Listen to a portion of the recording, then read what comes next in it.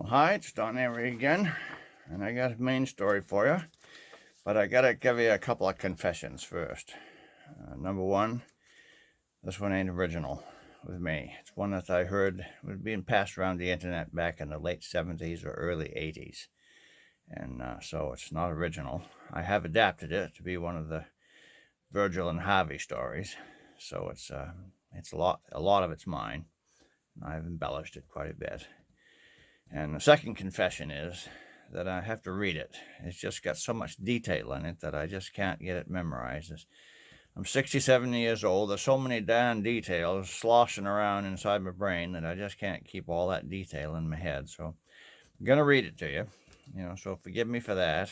But I think it's a pretty good story, and I hope you like it too. It's called Virgil's Workman's Compensation Report. Virgil, says the auditor, we need a bit more information about your workman's compensation claim.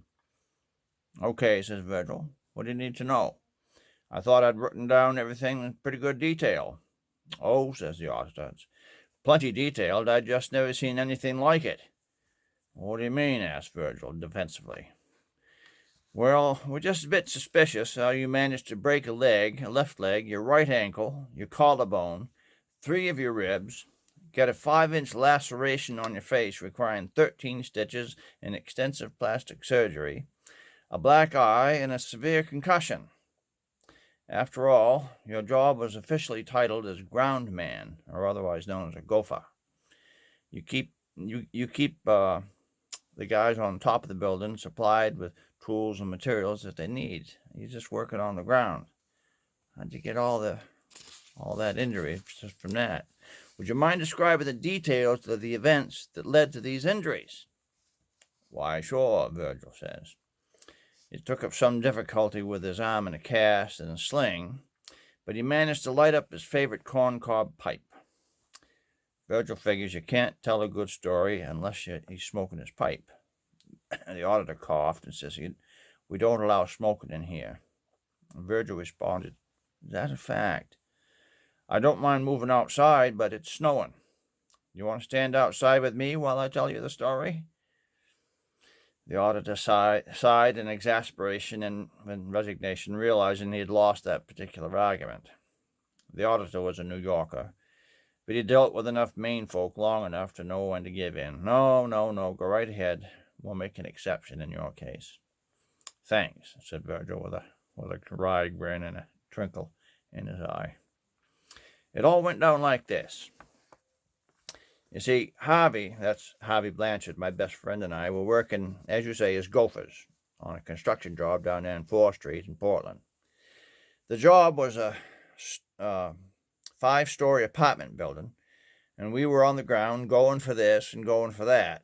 That's why they call us gophers, you see. And there was this pulley that would haul tools and equipment up for the men on top and call down for this and that, and we'd haul it up on the pulley. By the end of the day, we'd hauled up quite a bit of tools and stuff. The day was over, and all the workers had quit. I'll tell you, them union fellas, they quit their very second hand hits 5 o'clock. But Harvey and I had to bring all the equipment down, lock it up in the storage shed. We were day laborers, you see. Time is money. Not much money, but we worked as long as we could every day. Harvey had a great idea, though, which, believe me, is rare for Harvey. He noticed a large empty fish barrel off in the corner.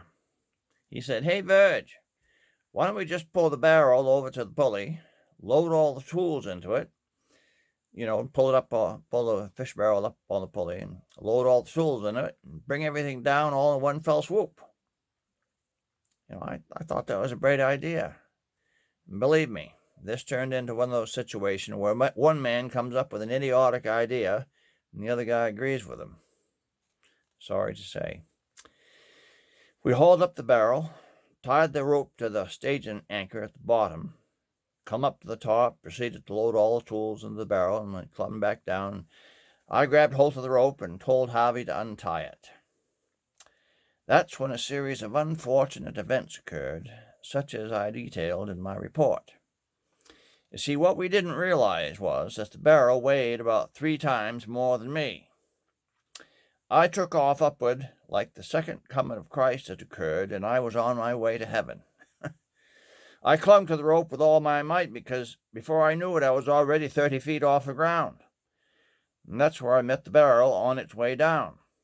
It slammed into my shoulder and the side of my chest, breaking my collarbone and 3 of my ribs. I was still holding on to the rope for all I was worth, and I got my hand, jammed into the pulley at the top. That's how I broke 3 of my fingers. At this point, the barrel had slammed into the ground at the bottom, breaking the bottom out of the barrel and shattering the barrel. Everything spilled out, and the barrel got all busted up, and of course now I was 3 times heavier than the barrel. So the process just occurred, repeated, except in reverse.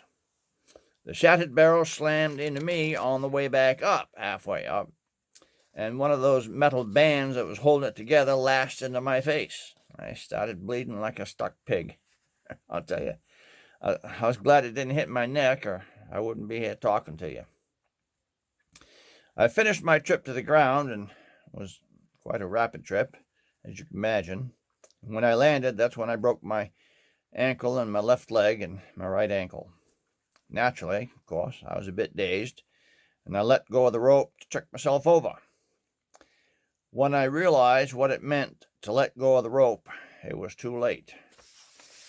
The remains of the barrel was already on its way back down. I glanced up just in time to see it slam into my face, and that's how I got my black eye and the concussion. The auditor now was doing his dead-level best to keep from breaking into laughing, but he caught my eye, and the both of us just burst into a hurricane of laughter. We were just gales of laughter. Virgil, he says, that story of yours worth $1 million. But of course I can't give you $1 million for it. What do you think's fair? Virgil thought for a minute, and he says, well, if you could just take care of my medical bills and pay me for a couple of months that I've been out of work, that'll do. He says, really? Seriously, that's all you want? If you're a lawyer, you could get a lot more than this. He says, oh, heck yeah, that's all I want, he said proudly. I ain't looking for a handout. Besides, Harvey's uncle's got a lobster boat, and he's offered me a job as a sternman come October. He says being a sternman on a lobster boat's a lot safer.